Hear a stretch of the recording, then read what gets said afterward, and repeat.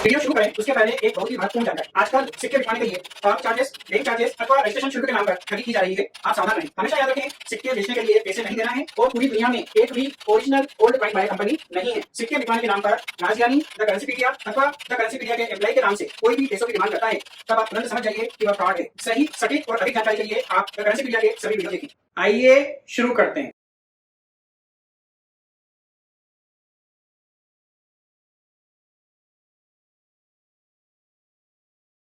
सत श्री अकाल दोस्तों मेरा नाम है राज ज्ञानी और आप देख रहे हैं देश का सबसे भरोसेमंद, विश्वसनीय, सच्चाई और ईमानदारी में नंबर 1, विश्व भर में ख्याति प्राप्त द करेंसीपीडिया।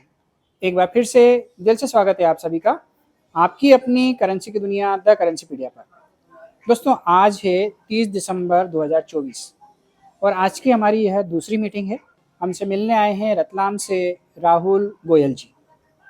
तो बहुत बहुत स्वागत है आपका गोयल जी। कैसे हैं आप? आनंद। और राहुल गोयल जी आए हैं अपने मामा जी के साथ। इनके मामा जी महू निवासी हैं। महू का फुल फॉर्म तो आपको पता ही होगा, MHOW, military headquarter of war Mhow. क्योंकि ये देश के हृदय स्थल में स्थित है, तो जब भी पुराने जमाने में युद्ध वगैरह होते थे तो देश की आर्मी का जो कंट्रोल होता था वो महू से होता था। क्योंकि कहीं भी कोई आक्रमण होता है तो पड़ोसी देश आपके सटे हुए शहरों में तो जल्दी से घुस सकते हैं, आक्रमण कर सकते हैं सभी व्यवस्थाओं को।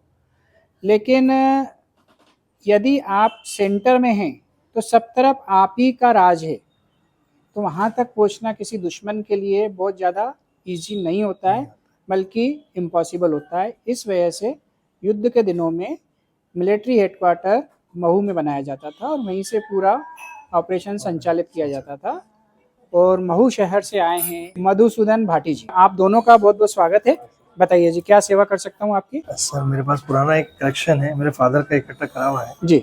और हालांकि ये तो क्वांटिटी ज़्यादा है, पर ये जो कुछ सिल्वर कॉइन्स में इकट्ठे करा के मैंने, हालांकि मेरे पास वो बुक नहीं है जिसमें आपने बताई थी। बुक ले लो, मेरे पास अवेलेबल है। जी बिल्कुल, मैं उसमें पूरा कलेक्शन एक बार का। ये सब सिल्वर है, ओरिजिनल है जी। यूँ तो कलेक्शन तो क्या बहुत सारा, मैं अभी पूरा मेरे पास नेशनल इंटरनेशनल सभी पड़े हैं, कॉइन्स, नोट्स जी। बाकी क्या करना चाहते हैं आप इनको? जी एक्चुअली क्या, मुझे सेल भी करने हैं इसमें। जो वैल्यू व्यवस्थित, अगर ऐसा लगता है कि हमें व्यवस्थित अमाउंट मिल रहा है ऐसा। सर ये हजार रुपए के हैं और ये 300 रुपए का है। अच्छा, ये तो कॉपर निकल है, सिल्वर थोड़ी है। ये भी कॉपर निकल है। आपने कितने वीडियो देख लिए सर मेरे? सर एक्चुअली क्या, मेरा शॉप भी है तो इतने का टाइम एक्चुअली मिल नहीं पाता है, पर हाँ जहाँ तक कभी कभी देख पाता हूँ बहुत कुछ देख लेता हूँ। तो यहाँ तो आप सिक्के बेचने के मन से आए तो मैं आपको रेट बताऊँ, या फिर अगर आप बुक खरीदना चाहते हैं तो मैं आपको बुक दे देता हूँ। आपके इसमें थोड़ा सा टाइम निकाल के देखिए कि कौन से वैल्यूबल हैं, कौन से नहीं है। थोड़ा सा मुझे ये भी आइडिया नहीं है कि वो आप जो मिंट मार्क, हाँ मिंट मार्क मैं आपको सिखा देता हूँ। ये देखिए, ये सिक्का है, इसमें नॉर्मली सन के नीचे मिंट मार्क होता है, लेकिन इसमें 2 सन लिखे हैं तो सन के बीच में मिंट मार्क है। देखने का तरीका ये है, इसको सिक्के को हथेली पे रखना है और इसको इसके ऊपर रखना है। इसके बाद इस गिलास को अपनी आंख के पास में ले जाना है, जहाँ पे आपको दिखने लग जाए वहां तक रोक देना। तो वहाँ पे आपको यहाँ तो दिखेगा डायमंड, जैसे ये निशान है ना जी, इसको बोलते हैं डायमंड जी। यहाँ तो ऐसा निशान दिखेगा। तो ये अगर गोल्ड आर्ट दिखे तो नोएडा है, डायमंड दिखे तो बॉम्बे है, अगर स्टार दिखता है तो वो हैदराबाद है, और कुछ भी नहीं है तो वो कलकत्ता है। तो आप देख के बताओ कौन सा है ये? डायमंड दिख रहा है इसमें, डायमंड है ना, तो ये बॉम्बे का है। तो ये एक बुक आती है, ये बुक मैं आपको पढ़ना सिखा देता हूँ कि इसमें यहाँ से 1835 से सिक्के चालू हो गए थे। ठीक है, ब्रिटिश इंडिया का 1835 से 1947 तक उनका एरा था। ठीक है, तो 1/12 आना का कॉइन कौन कौन सी मिंट ने बनाया, ठीक है, उसका पहचान क्या है, मिंट मार्क क्या है, वजन क्या है, मेटल क्या है और उसका रेट क्या है। ये उसका रेट है आज की तारीख का। तो जब हम खरीदने जाएंगे तो लगभग ये वाले रेट पे मिलेंगे। और जब हम बेचने जाएंगे तो इस रेट का 50% आप मान लो। यहाँ पे अगर 100 रुपये लिखा है तो 50 रुपये में बिकेगा, क्योंकि एक शक्कर है या आलू टमाटर है, वो भी जब आप होलसेल में बेचोगे, शक्कर में तो चलो इतना प्रॉफिट नहीं है, लेकिन एक आलू या टमाटर है, सुबह मंडी में जो होलसेल में बिकेगा 6 रुपये 8 रुपये 10 रुपये किलो, और रिटेल में बिकेगा 40 रुपये 50 रुपये किलो, तो उसमें कितना मार्जिन है। तो सोने में भी मार्जिन होता है 10 से 15%। सोने में भी वो बनवाई न घिसवाई तो जीएसटी तो मेल न धातु ये सब काट लेते हैं, वो फिर परसेंटेज काट लेते हैं कि 24% 22%। मतलब हर व्यक्ति को अपनी कमाई तो चाहिए ना, जो उसकी लागत लग रही है। कोई भी दुकान लेके बैठा है, उसका किराया लग रहा है, वर्कर है, उसकी सैलरी लग रही है। तो ये सिक्कों में जो व्यक्ति बेचते हैं, आलू टमाटर प्याज या आटा गेहूँ चावल, इसके तो पूरी दुनिया में कस्टमर हैं। इसके कस्टमर पूरी दुनिया में नहीं है, गिने चुने हैं। तो जितने कम इसके कस्टमर होंगे उतना ज़्यादा टाइम लगेगा ना इस माल को बेचने में। तो दुकानदार के यहाँ होल्डिंग ज़्यादा रहेगी, तो वो अपना प्रॉफिट ऑफ मार्जिन भी तो लेके चलेगा। तो इस रेट से 50% में वो खरीदेगा और इस रेट के आसपास वो बेचेगा। ये बिल्कुल लिखा हुआ है, ये एक रेफरेंस है। ऐसा नहीं है कि इसमें अगर 100 रुपये लिखा है तो वो 50 में ही बिकेगा। कोई कोई सिक्का ऐसा है इसमें 100 रुपये लिखा है, ये बुक बनी थी आज से 6 महीने 7 महीने पहले, लेकिन 7 महीने में कोई कोई सिक्के ऐसे हैं जिनकी कीमत 10 गुना बढ़ गई। तो इसमें 50 रुपये या 15 रुपये लिखा है, मार्केट में 150 रुपये का मिलता है वो कॉइन। ऐसा भी होता है, पर एक रेफरेंस मिल जाता है। जैसे मान लो 1840 का चांदी का सिक्का है विलियम का, तो 10 से 20 लाख का है। 1835 का है तो वह 1000 से 2000 रुपये का है। तो एक रेफरेंस मिल जाएगा आपको। तो ये बुक आप लेके जा सकते हो, मेरे यहाँ अवेलेबल है। यदि आप इंटरेस्टेड है तो ये बुक ले लो, इसके हिसाब से आप कर लो। सिक्के बेचना हो तो ये वाले बिक जाएंगे 1000 में। चलिए क्या, मैं वही बता रहा हूँ आपको कि मेरे प्रॉपर तो देख नहीं पाया हूँ वीडियो, बट सर आपसे मिलना था, मेनली उद्देश्य तो मेरा यही था जी। और मैं सही बताऊँ आपको तो मैंने जब आपसे फर्स्ट टाइम कॉल पे बात हुई जी, तब मुझे विश्वास हुआ कि हाँ आपसे ही बात हो रही है। अच्छा। क्योंकि एक्चुअली क्या है, मैं सर इसमें लिटरली आपको बता रहा हूँ 60 से 70 हजार रुपये मैं पहले इसमें लॉकडाउन टाइम पे खो चुका हूँ। अरे फीस जमा करने के नाम पे वो ले लेते हैं, आपको इतना देना पड़ेगा, आपकी हमारी वो फीस है, ऐसा है वैसा है, और फिर बाद में जब मालूम पड़ता है कि आप तो बेवकूफ़ बन गए। एक ये 50 पैसे वाला शायद आपने एक बार बताया था, 88 नोएडा होगा तो बिकेगा, और 89 हैदराबाद, ये 84 है। एक 82 का या 2 रुपये का शायद, इसका भी एक आधा वीडियो बनाया था आपने। एक्चुअली क्या मैं प्रॉपर तरीके से देख नहीं पाया आपके वीडियो, बाकी हाँ बहुत कुछ मैंने ऐसे देख रखे हैं। इसमें ओल्ड कॉइन भी हैं, वो एक 20 पैसे वाले कॉइन, ये रहा 20 पैसे वाले। हाँ वो पूरा पूरा पाउच है वो सर। ये ऐसे 115 पाउच बने हुए हैं, इसमें मैंने सब नंबरिंग करके और ऐसे डाल के रखे। अब ये क्या, ये ओल्ड कॉइन है, बट एक्चुअली इसमें क्या मिट गया है बहुत कुछ, इसलिए एक जगह इकट्ठे करके रखे हैं इनको। इसमें कोई भी वैल्यूएबल नहीं है सर। अच्छा, मतलब बिकेंगे सब, कोई 5 रुपये, कोई 10 रुपये, कोई 20 रुपये, कोई 6 रुपये, कोई 3 रुपये, कोई 2 रुपये, कोई 1 रुपये, पर 50-100 रुपये वाला कोई नहीं उसमें। हाईएस्ट 10 रुपये वाला है उसमें। अच्छा जी। हाँ, आपको बेचना है तो बाहर रखिए, नहीं बेचना है तो अंदर रखिए। सही 53 का ये जो कॉइन है, बुक पड़ी है आपके सामने, उठा के देख लीजिए। जो रेट बोला है, जो रेट बुक में लिखा है उस रेट से ले लूंगा। नहीं मैं आपसे बुक तो ले लूंगा क्योंकि हाँ। वो नहीं, मतलब मेरे यहाँ बिल्कुल खुला खाता है जी। मैं एक्चुअली इसीलिए मैं आपके पास मिलने के लिए, क्योंकि जो बुक में लिखा है ना, मैं उस रेट पे लेने को तैयार हूँ। मना तो कर ही नहीं रहा हूँ। मैं बताऊंगा तो आपको कह रहा है इतने सही पैसे। भाई आज मैं आपके पास आया हूँ क्योंकि मुझे विश्वास है जी आज मैंने इतनी, भले ही ज्यादा वीडियो नहीं देखे हैं, जी। बट जितने देखे हैं उसमें कम से कम इतना तो विश्वास हुआ है मुझे कि हाँ, अब जैसे ये है जवाहरलाल नेहरू 1 रुपया, जी ये नोएडा होता तो 2000 से 2500 रुपये मिलते, बॉम्बे है तो 10 रुपये का हो गया। ऐसा दोस्तों, ये जवाहरलाल नेहरू 1 रुपया, ऐसे 2 कॉइन है इनके पास। और अगर ये नोएडा मिंट होता तो 2000 रुपये से ऊपर का एक कॉइन है, और यदि बॉम्बे मिंट है तो 10 रुपये का एक कॉइन है। तो आप जो दर्शक हैं उनके मन में ये विचार आता होगा, ये सवाल उठता होगा कि एक ही सिक्का सिर्फ मिंट बदल जाता है तो रेट ऊंचे नीचे हो जाते हैं। जी हाँ दोस्तों, ये सही है कि सिर्फ मिंट बदलने से कई कई गुना रेट ऊपर नीचे हो जाता है। इसके बहुत से उदाहरण मैं आपको पहले भी दे चुका हूँ। देशबंधु चित्तरंजन दास 2 रुपए का कॉइन यदि हैदराबाद मिंट का है तो 50,000 रुपए से ऊपर, अभी तो सुना है लाख रुपए क्रॉस कर गया है। और यदि कलकत्ता मिंट का या किसी और मिंट का है तो उसकी कीमत मात्र 10 रुपए। कहाँ 1 लाख रुपए, कहाँ 10 रुपए। तो इसके पीछे कारण क्या है?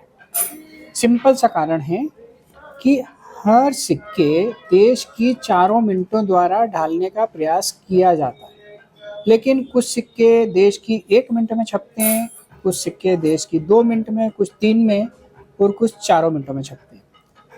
अब इसमें होता क्या है कि कई बार कोई एक आधी मिनट ऐसी होती है जिसमें बहुत कम संख्या में उन सिक्कों की ढलाई होती है, कारण कुछ भी हो, लेकिन उनकी मिंटिंग जो प्रोडक्शन होता है वो बहुत लो होता है।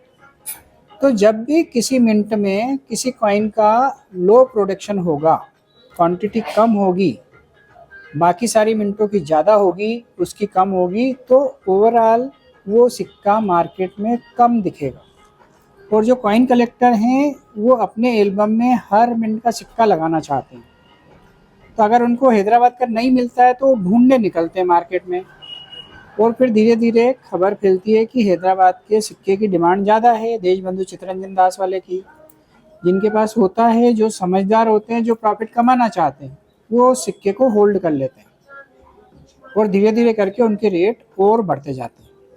यही कारण है कि आज उस सिक्के की होल्डिंग बहुत ज़्यादा हो गई है। सभी दुकानदारों ने, कॉइन डीलर्स ने अपने अपने पास उन सिक्के का स्टॉक कर लिया। तो इस वजह से यूएनसी कंडीशन के एक कॉइन की प्राइस 1 लाख रुपए क्रॉस कर गई है, ऐसा मैं सुन रहा हूँ। बस यही एक कारण है मिंट अलग होने से रेट अलग होने का। मुझे आशा है आपको समझ में आया हो। आपको आया समझ में? जी बिल्कुल। तो इसीलिए मिंट बहुत मायने रखती है। तो ऐसा कोई स्पेशल सर वो नहीं रहता कि मतलब ये वाले सिक्के की नहीं। कई लोगों को ये भ्रांति होती है, मान लो लगातार उन्होंने 2 बार हैदराबाद मिंट के या 3 बार हैदराबाद मिंट के सिक्के को सुन लिया कि हैदराबाद मिंट का सिक्का महंगा है, तो उनको ऐसा लगता है हैदराबाद मिंट के सभी सिक्के महंगे होते हैं। ऐसा नहीं है, हर मिंट का सिक्का अवेलेबल होता है। 1980 बॉम्बे का 25 पैसा भी लाख रुपए का है। देशबंधु चित्तरंजन दास का सिक्का हैदराबाद का भी लाख रुपए का है। तो 1991 नोएडा मिंट का भी लाख रुपए का है। तो मिंट नोएडा हो, चाहे हैदराबाद हो, चाहे कलकत्ता हो, हर मिंट के सिक्के महंगे होते हैं। पर कौन सी मिंट का कौन सा सिक्का, कौन से मेटल वाला, ये मायने रखता है। और इसी ज्ञान की वजह से, इसी जानकारी की वजह से कई लोग प्रॉफिट कमा जाते हैं, और जो ध्यान नहीं देते, इग्नोर करते हैं, या मेरे वीडियो फास्ट फॉरवर्ड में देख लेते हैं या स्किप कर देते हैं, तो उनको अधूरा ज्ञान मिलता है, और अधूरा ज्ञान हमेशा खतरनाक होता है। सही। हाथ जोड़ के निवेदन है, आप भले 10 की बजाय 1 वीडियो देखें, लेकिन शुरू होने से लेके खत्म होने तक, जब तक मेरी तरफ से थैंक यू नहीं आ जाए, स्क्रीन बंद नहीं हो जाए, तब तक वीडियो देखें। बीच में अगर ऐड आ रही है ना, ऐड को भी देखें। क्या फ़र्क पड़ जाएगा ऐड देख लेंगे तो? हाँ, मेरे को पैसा मिलेगा, पर कितना? आप पूरी ऐड देखेंगे ना तो मुझे 1 पैसा मिलेगा। तो 1 पैसे से मैं ना तो रईस हो जाऊंगा ना गरीब हो जाऊंगा, लेकिन आप कंसंट्रेट करके पूरा वीडियो देखेंगे, आपको टेंशन नहीं रहेगा कि ऐड को स्किप करना है, इंट्रो को फॉरवर्ड करना है, एंड आया, सत श्री अकाल बोला तो छोड़ दिया। नहीं, कई बार सत श्री अकाल बोलने के बाद मैंने बहुत सारी ज्ञान की बातें बताई है। जब आप पूरे वीडियो देखोगे ना, पुराने वाले, तब आपको लगेगा यार इतनी सारी बातें तो ये बता चुके हैं जो कि हमने देखी ही नहीं। क्यों? कि आपको जल्दी थी। तो जल्दी का काम शैतान का। आराम से बैठिए, सोफे पे आराम से, पलंग पे, रजाई पे, चारपाई पे, जहाँ आपको बैठना है बैठिए, पाँव पसार के आराम से, लेकिन वीडियो पूरा देखिए, मजा आएगा। आप जानना चाहते हैं अपने सिक्कों की सही कीमत या फिर बेचना चाहते हैं, सीधे मुझसे बात करें, फोन पर या फिर video calling. Talk to Rajgyani link पर क्लिक करें और बुक करें अपना कॉल अभी। और हाँ, फ्रॉड लोगों से सावधान। मेरी फोटो या द करेंसीपीडिया से मिलते जुलते नाम वाले फेक चैनल और फेसबुक पेज वालों से सावधान रहें, बच कर रहें। इनका बता दिया ना मैंने, सब बॉम्बे मिंट है। बॉम्बे मिंट 10 रुपये, नोएडा मिंट 2000 रुपये। अभी तो कलेक्शन में रखते हैं। बिल्कुल। है। ये वाले जो हैं स्मारक सिक्के 10-10 रुपए में जाएंगे, अच्छा, ये 5-5 रुपए में जाएंगे। ओके। इसमें जो आपने एक बताया इसमें इसमें से वो वाला कोई सा भी नहीं है नहीं, जो आपने हैदराबाद का होता हैदराबाद। तो वो 75,000 तक बिकते हुए देखा है मैंने वो। जी जी जी। ये सब फॉरेन कॉइन है, तो हाँ, ये ये एक्सचेंज पूरा रेट वही पे, वही कलेक्शन है पूरा। एक्सचेंज रेट पे मैं ले लूंगा। एक्सचेंज रेट से ज़्यादा भी दे दूंगा, 10-20-25% तक, पर इससे ज़्यादा तो नहीं मिल पाएगा। आप देख लीजिए एक बार।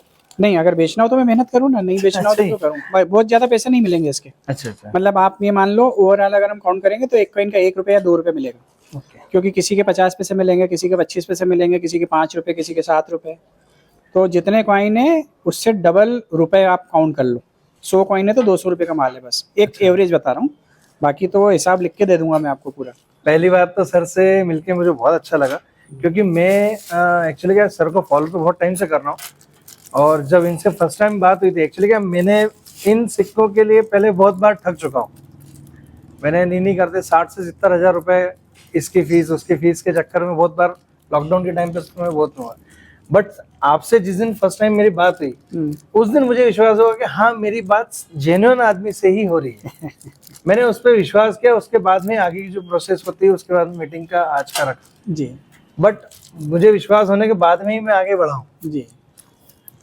जब मुझे विश्वास हो गया आपसे गले गले तक विश्वास हो गया कि हाँ मैंने आपसे बात करी है क्योंकि एक बार मैं किसी की वॉइस सुन लेता हूँ तो मुझे विश्वास हो जाता है हाँ ये जी उन्हीं से मेरी बात हो रही है। जी जी आपके वीडियोस मैंने इतने देखे थे जी। तो उसमें मतलब मुझे आपके सिक्के तो बिके नहीं बिके वो अपनी जगह है, अभी तो हम देख ही रहे हैं कितने बिकेंगे कितने नहीं बिकेंगे, वो बात की बात सर है। ये चीजें आप हमें इतना समय दे रहे हैं हमारे लिए वही काफी है, क्योंकि आज इतना समय कोई किसी के लिए नहीं निकालता है। और जो जानकारी आज हमें दे रहे हैं आपने जैसे बुक के जरिए मुझे पूरा समझाया, आगे मुझे और अच्छा रहेगा कि पूरी लाइफ टाइम के लिए आपको ये समझ में आ गया और कि मुझे कैसे काम करना है। हालांकि ये कलेक्शन जो मेरे था मेरे फादर साहब का था पूरा। जी जी जी। उन्होंने ही पूरा कलेक्शन इकट्ठा करके रखा था। अब इसमें कई बार ऐसा होता है कि जैसे ये नकली सिक्के हैं, जी ठीक है ना, तो नकली सिक्के हैं, अब आप कहोगे कि यार ये तो मेरे फादर साहब के टाइम के 70 साल से या 80 साल से मेरे पास है, तो नकली कैसे हुए? जी जी। तो मैं, आप तो उम्र में मेरे से बड़े हैं, अनुभव में भी, पहले नहीं होता था क्या? महाभारत और रामायण के काल से भी ये सब होता था ना। तो व्यक्ति का नेचर ऐसा है कि धोखा देना, तो वो जिस दिन संसार में आया, पृथ्वी जब से बनी तब से लेके व्यक्ति ने एक दूसरे को धोखा देना चालू कर दिया था।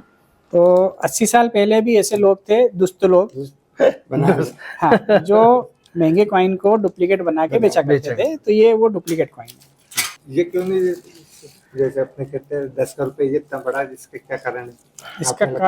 इसका कारण ये है कि इसकी कंडीशन बहुत खराब है, कंडीशन ठीक है ना, और फटा हुआ भी है यहाँ से। हाँ। और ये कॉमन नोट है, अगर अच्छी कंडीशन में होता है तो 300 रुपये कीमत होती है इसकी, है ना। और नोटों में ये चीज़ होती है कि अगर ये 300 रुपये का यूएनसी में है तो जैसे इसमें एक फोल्ड पड़ गया तो ये 150 का हो गया।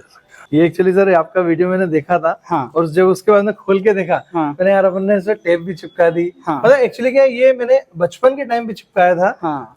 तब जब आपके ये रिसेंटली एक्चुअली क्या अभी आपके वीडियोस आने लगे, पहले तो कोई जानकारी इतनी होती नहीं थी। जब मैंने देखा और उसके बाद खोल के मैंने यार इस पर तो टेप भी चिपक गई है और इसका खेल मतलब खत्म हो गया। बट उसके बाद में मैंने इसकी सेफ्टी के लिए, हाँ, 10 रुपए के नोट में सिर्फ सिग्नेचर बदल जाए तो वो 10 रुपए से लाख रुपए का नोट हो जाता है। सीडी देशमुख का नोट यदि आपके पास है फर्स्ट इशू, तो 50,000 रुपए से ऊपर का एक नोट होता है। सीडी देशमुख, 10 रुपए का एक नोट 50,000 रुपए से ऊपर दिला सकता है आपको। सीडी देशमुख का एक note, same size same design सब कुछ सेम, सिर्फ यहाँ पे सिग्नेचर चेंज हो जाएगी। वो इस कंडीशन में बिक जाएगा, वो बिक जाएगा इस कंडीशन में कम से कम 20,000 में। क्योंकि कुछ नोट ऐसे ना जो यूएनसी कंडीशन में मिलना मुश्किल हो गए, तो जो यूएनसी कंडीशन में मिलना मुश्किल हो गए वो जो मिल रहा है वो बिकता है। तो ये नोट हैं, ये बहुत ज़्यादा वैल्यूबल तो नहीं है, पर इसमें नेपाल का नोट है। ये नोट बिल्कुल कॉमन था, लेकिन जैसे ही नेपाल के राजवंश की हत्या हुई, ये नोट पे राजा की फोटो है और राजा की फोटो आती नहीं है। तो इस वजह से ये नोट तुरंत वैल्यूबल हो गया, क्योंकि पूरे राजवंश की हत्या हो गई, बराबर है ना। तो राजा की फोटो है, इसलिए ये इस कंडीशन में भी कम से कम 50 रुपए कीमत रखता है, 5 रुपए का नोट, ठीक है। ₹5 का ट्रैक्टर वाला नोट बहुत फेमस होता है कि ट्रैक्टर वाला नोट 5 लाख का, 7 लाख का, 10 लाख का, लेकिन एक्चुअल में ट्रैक्टर वाले नोट से ज़्यादा वैल्यूएबल होता है हिरन वाला नोट, है ना? लेकिन ट्रैक्टर वाला नोट आम पब्लिक के पास बहुत ज़्यादा होता है। तो जब यूट्यूब पे जो फ्रॉड लोग हैं वो थंबनेल लगाते हैं ट्रैक्टर वाला नोट, तो हर इंसान उसको देखता है और उसमें अपना नंबर देते हैं, वो तो फोन करता है और फिर लोग फंसते हैं स्कैम में। जैसे आप 70,000 गवा के बैठे हो, मेरे किसी वीडियो में नंबर नहीं आते, देखा क्या आपने? मेरे किसी वीडियो में नंबर आता ही नहीं है, क्योंकि मेरे को स्कैम करना नहीं है। जो करना है टेबल पे बैठ के बात करना है, व्यापार करना है मेरे को, तो व्यापार की दृष्टि से ही होगा। ये वाले नोट जो हैं वो 50 रुपए का है, ये 30 रुपए का है, ये 200 रुपए का है, ये 100 रुपए का है और ये 40-40 रुपए के हैं। ठीक है, नहीं करेंगे और अब उस चीज को आगे बढ़ाएंगे। राहुल जी से मिलके मुझे बहुत अच्छा लगा और राहुल जी बहुत अच्छे से समझ भी रहे हैं और मुझे बहुत ज़्यादा खुशी हो रही है जब ये अपने कलेक्शन को बेच नहीं रहे हैं। मैं इनको ऑफर भी बहुत अच्छा दे रहा हूँ और हकीकत में जो रेट का आइटम है उससे डबल रेट भी मैंने इनको दिए, सिर्फ इसलिए कि इतनी दूर से आए हैं तो मैं इनको कुछ ज़्यादा दे पाऊँ, लेकिन उसके बाद भी इनके मन में लालच नहीं आई क्या मेरे को इसके 2 रुपए के 40 रुपए मिल रहे हैं, 20 रुपए मिल रहे हैं, 30 रुपए मिल रहे हैं, चलो भेज दो। नहीं, ये संभाल रहे हैं, साथ में ये एक बुक भी लेके जा रहे हैं, तो इसको पढ़ाई भी करेंगे, मेरी बातें भी बहुत ध्यान से सुनी और सबसे बड़ी खुशी मेरे को तब होगी जब अगली बार आएंगे ये इस बुक के हिसाब से कलेक्शन लेके और लाखों रुपए मेरे से लेके जाएंगे ना, तब मुझे बहुत खुशी होगी। तो उज्जवल भविष्य की शुभकामनाओं के साथ आपसे मैं विदा लेता हूँ।